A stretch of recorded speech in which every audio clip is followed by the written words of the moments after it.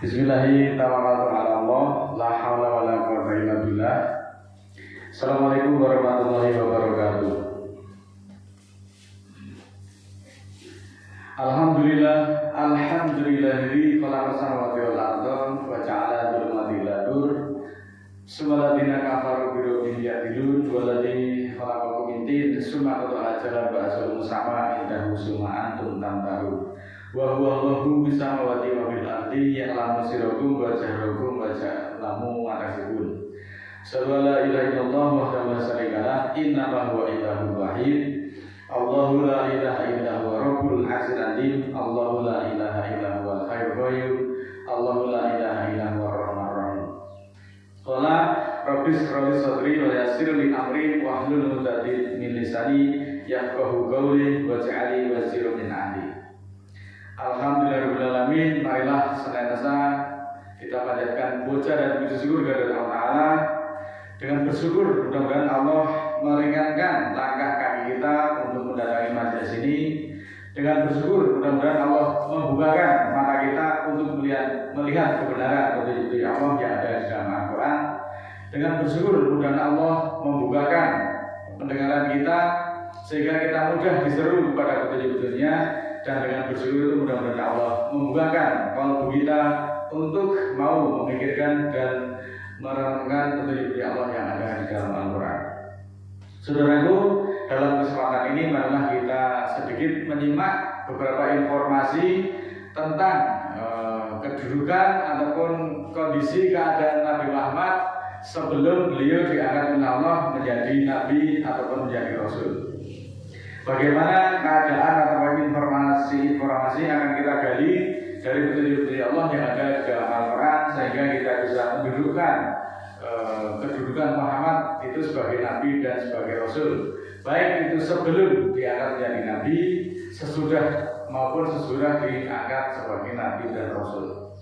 Saudaraku, bahwa Muhammad itu sebelum menjadi Nabi dan Rasul, beliau itu belum pernah menulis kitab. Beliau juga dikenal sebagai orang yang umi, yang artinya tidak bisa membaca ataupun menulis.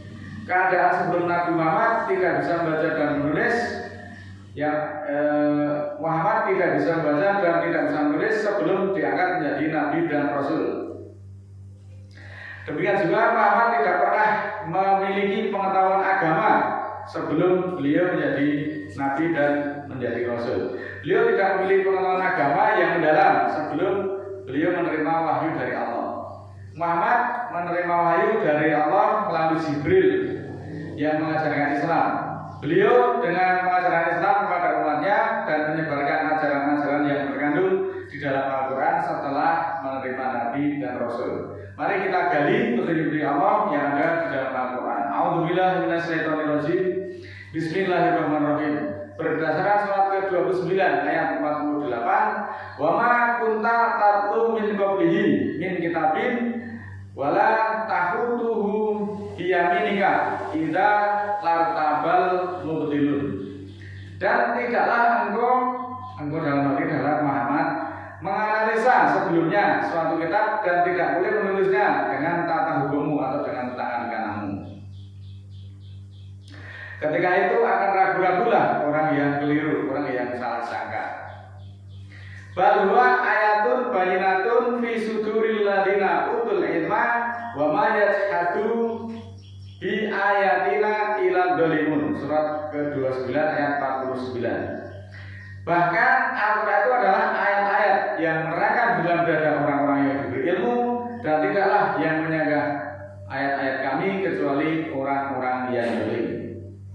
Selanjutnya dalam surat ke-34 ayat 6, wa yaral ladina utul ilma alladzi unzila ilaika mir rabbika wal haqqu wa yahdi ila siratin azizil hamid.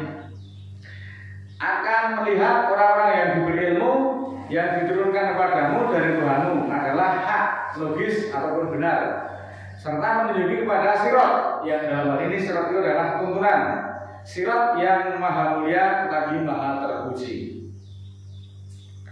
Inwa ila dzikrul alamin, bahwa dia di Al-Quran itu adalah pemikiran untuk seluruh manusia atau seluruh alam. wala ta'lamuna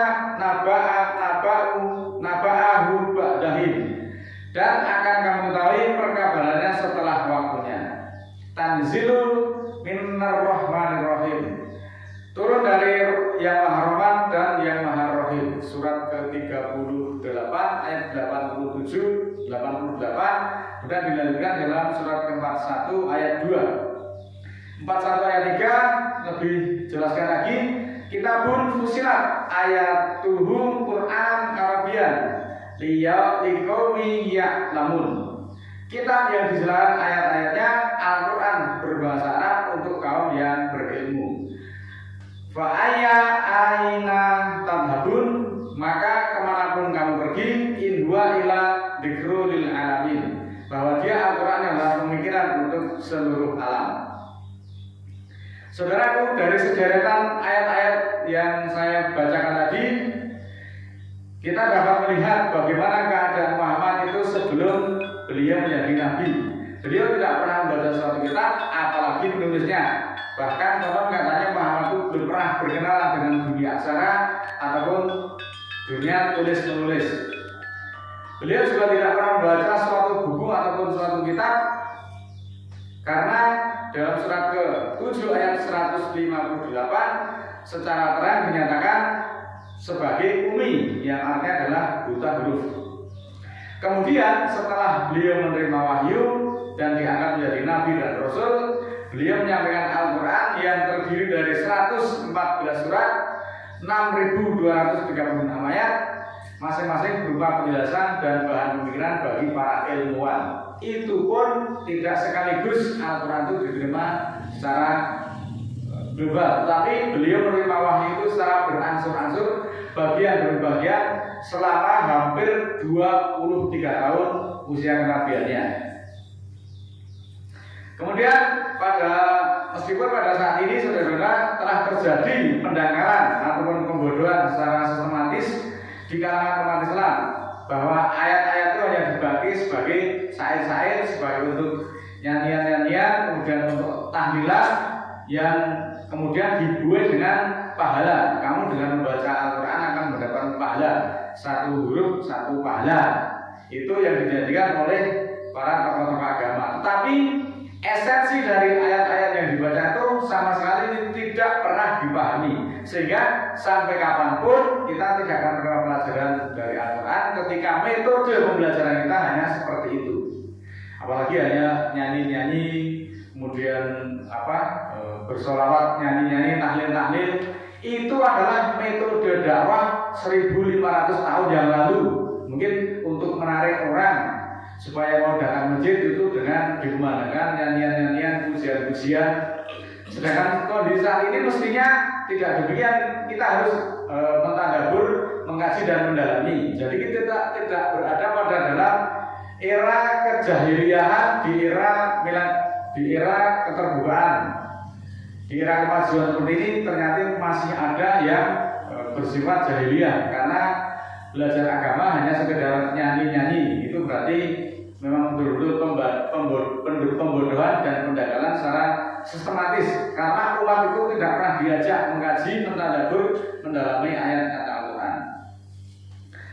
Saudaraku, sebetulnya kemanapun kita pergi ataupun bagaimanapun keadaan kita, sebenarnya di sana terdapat ayat-ayat Al-Quran yang tercantum di dalamnya. Jadi apapun perilaku dari manusia akan ada ayat yang memagarinya. Tadi sudah dibacakan di depan. Di dalam sejarahnya Muhammad itu tidak pernah melakukan perantauan ke kota Mekah, keluar kota Mekah maksud kami.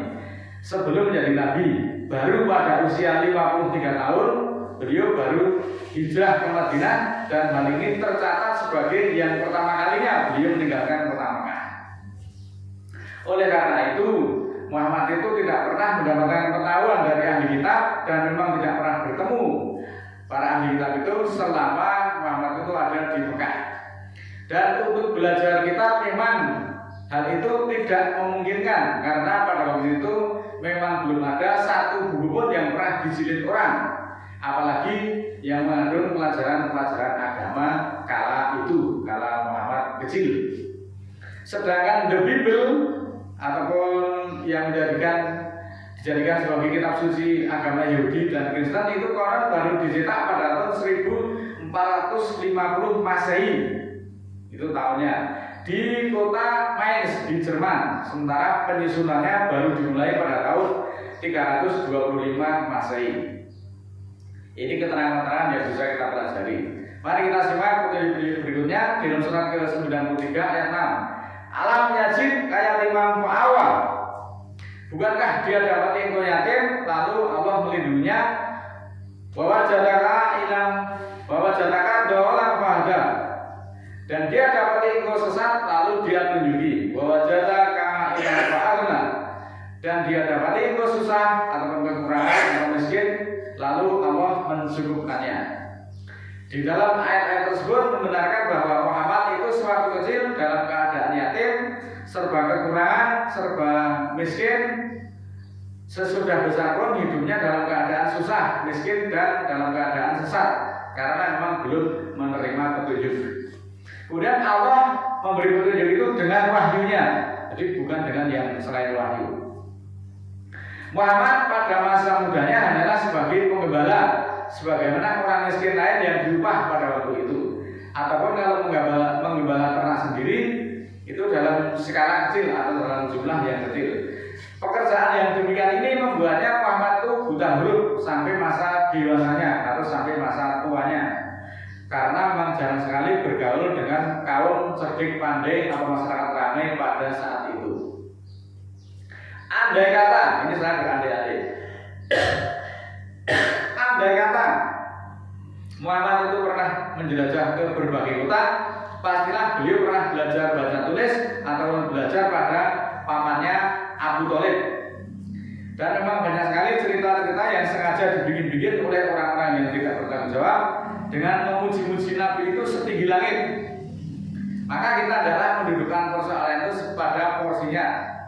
Cerita Muhammad pernah pergi ke Busra dan bertemu dengan pendeta Kristen bernama Bakira dan mendapatkan pelajaran agama Yahudi dan Kristen. Hal itu bertentangan dengan surat ke-29 ayat 48 tadi.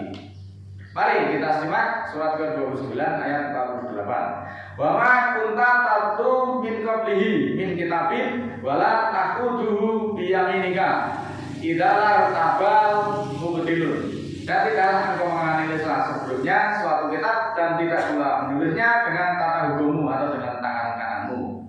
Ketika itu akan ragu-ragulah orang yang salah sangka, orang-orang yang keliru. Al-Quran juga tidak pernah memberikan gambar tentang bentuk ataupun rupa dari Muhammad. Nabi sendiri bahkan tidak pernah meninggalkan gambarnya ataupun fotonya untuk diabadikan di kalangan umat muslim. Hal ini bukan karena waktu itu tidak ada orang yang pandai menggambar ataupun melukis, tetapi memang ini disengaja agar menjadi teladan bagi kehidupan masyarakat bahwa Muhammad itu adalah seorang manusia biasa. Maka yang kita butuhkan dari beliau adalah Al-Quran yang disampaikan berupa ketentuan-ketentuan tertulis, begitu pula teladan yang baik dan berkelanjutan sampai saat ini dan yang berbentuk dalam ucapan ataupun perbuatan yang tidak terputus hampir selama 15 abad sampai tahun ini. Ingat bahwa bila ada sedikit pembelaan maka akan membawa orang kepada penyimpangan, dan penyimpangan ini akan semakin menjauhkan kita dari titik sasaran dan kebenaran. Maka adalah kita berhati-hati. Muhammad itu juga sebagai manusia biasa dan tidak berkuasa apa-apa menentukan keadaan manusia, kecuali dia itu tugasnya hanya menyampaikan. Tercantum dalam surat ke-3 ayat 144. A'udzubillahi minasyaitonirrajim. Bismillahirrahmanirrahim. Wa ma Muhammadun illa rasul qad khalat min qablihi rusul afai mata au qutilat wala betum ngala aqabikum wa man yanqalib ngala ngakibaihi fala yadurullaha sa'id wa sayajzilahu sakirin. Dan tidaklah Muhammad itu kecuali rasul.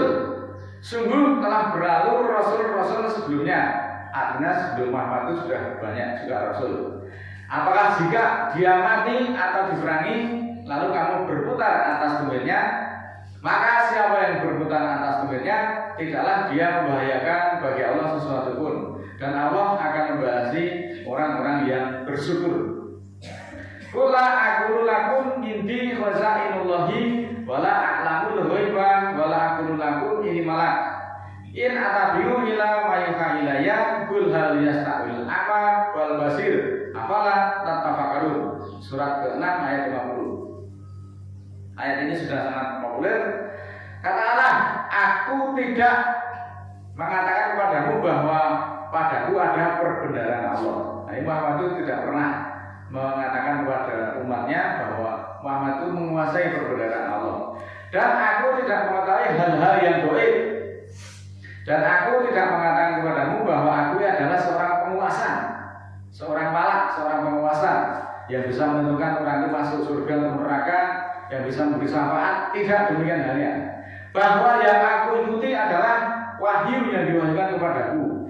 Samakah yang buta dengan yang melihat? Tidakkah kamu berpikir? Ini pelajaran yang sangat luar biasa kalau orang memang mau mempelajarinya. Hal senada dalam surat ke-6 ayat 57, Kul ini ala bayanatin min Rabbi wa kadabtum bihi ma'in dimata ta'jiluna bihi inil hukmu ila lillah yaqusul haqqo wa huwa khairul fasilin. Katakanlah, ini Nabi diperintah Allah untuk mengatakan kepada umatnya bahwa aku atas keterangan dari Tuhanku dan kamu mendustakan dengannya. Tidak ada padaku apa yang kamu minta disegerakan. Ini hukmu ilallah, bahwa menentukan hukum hanyalah kewenangan Allah, hanyalah hak Allah, hanyalah kemuliaan Allah. Allah menciptakan yang hak dan Dia sebaik-baik yang menjelaskan. Nabi di sini dijelaskan bahwa Nabi itu tidak membuat hukum, bahkan Nabi mengatakan secara tegas menetapkan hukum itu hanyalah hak dari Allah, kewenangan dari Allah. Aku Nabi tidak mempunyai kewenangan membuat hukum.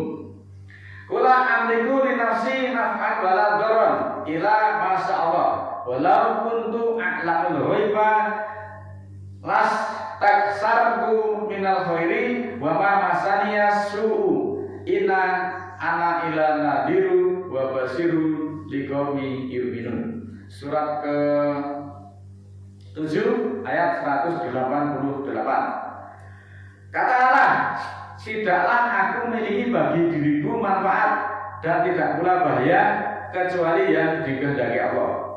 Kalau aku mengetahui hal-hal gaib, tentulah aku perbanyak yang baik-baik dan tidak ada kejahatan yang menimpa aku atau yang menyentuh aku. Bahwa aku hanyalah memberi peringatan dan kabar gembira bagi kaum yang beriman. Surat ke-6 ayat 106, Ittabi'u ma unzila ilaika mir rabbika la ilaha illa huwa wa a'rid 'anil musyrikin. Ikutilah apa yang diwahyukan kepadamu dari Tuhanmu. Tidak ada Tuhan kecuali Dia dan berpalinglah dari orang-orang musyrik. Wa in tawallaw fa innama 'alaikal balaghul mubin. Surat 16 ayat 82. Jika mereka berpaling maka sesungguhnya kewajibanmu hanyalah menyampaikan hal yang nyata. Muslimin, muslimat yang dimuliakan Allah, Muhammad sebagai seorang yang berbudi luhur tidak mau bersikap riak dan tidak mau dikultuskan. Karena itu beliau tidak pernah meninggalkan gambar dirinya. Berbeda dengan tokoh-tokoh yang ada sekarang ini yang gemar sekali mempopulerkan wajahnya, memasang fotonya di mana-mana, berjubah, berjenggot, kemudian supaya dipuja-puja oleh para pengikutnya. Ketugasan beliau hanyalah menyampaikan berdasarkan surat ketiga ayat 144, surat ke-33 ayat 40. Muhammad juga diperintah mengikuti milah Ibrahim karena memang Ibrahim menjadi imam bagi seluruh manusia. Berdasarkan surat Al-Baqarah surat kedua ayat 124 dan surat ke-22 ayat 78. Muhammad menjadi teladan yang baik bagi kehidupan manusia. Teladan di sini adalah dalam hal beriman dan dalam hal mematuhi hukum Allah, dalam bertindak dan bersikap sebagai anggota masyarakat. Ketegasannya selaku pemimpin. Beginilah Allah menerangkan kondisi Muhammad sebelum dan sesudah menjadi nabi. Dan kita tidak perlu mengada-ada karena Allah telah memberikan info secara lengkap melalui ayat-ayatnya kalau orang memang mau belajar. sehingga kita bisa mendudukkan persoalan itu sesuai dengan porsinya. Kita tidak pernah memuji-muji selain Allah, kita tidak pernah meminta syafaat kepada yang selain Allah, karena memang Nabi sendiri juga hanya memuji Allah. Nabi tidak pernah mengajarkan kepada umatnya untuk memuji dirinya. Nabi juga tidak pernah mengajarkan kepada kaumnya untuk meminta syafaat kepadanya. Tetapi beliau katakan, kulillahi syafa'atu jami'an. Katakanlah bahwa semua syafaat kepunyaan Allah semuanya. Mudah-mudahan kita diberikan kemudahan di dalam mencerna petunjuk-petunjuk Allah yang ada di dalam Al-Quran, dan mudah-mudahan senantiasa Allah mengampuni dosa-dosa kita semuanya. A'udzubillahi minasyaitonirrajim. Bismillahirrahmanirrahim. Allahumma ighfirli walil mu'minina wal mu'minat al-ahya'i minhum wal amwat innaka sami'un qaribun mujibud da'wat innaka 'ala kulli syai'in qadir. Rabbana la tu'akhidna in nasina aw akhtana. Rabbana wa la tahmil 'alaina isran kama hamaltahu 'alal ladzina min qablina. Rabbana wa la tuhamilna ma la taqata lana bi wa'fu 'anna waghfir lana warhamna anta maulana fansurna 'alal qaumil kafirin. Rabbana ighfir lana dzunubana wa kaffir 'anna sayyi'atina wa tawaffana 'alal abrar. Rabbana la tuzigh qulubana ba'da idh hadaitana wa hab lana min ladunka rahmah innaka antal wahhab. Rabbana ighfir lana wa li ikhwanina alladziina sabaquna bil iman wa la taj'al fi qulubina ghillan lil ladzina amanu rabbana innaka ghafurur rahim. Rabbi auzi'ni an ashkura ni'mataka allati an'amta 'alayya wa 'ala walidayya wa an a'mala shalihan tardahu wa aslih li fi dzurriyyati inni tubtu ilaika wa inni minal muslimin. Subhana rabbika rabbil izzati amma yasifun wa salamun 'alal mursalin walhamdulillahi rabbil alamin. Wassalamualaikum warahmatullahi wabarakatuh.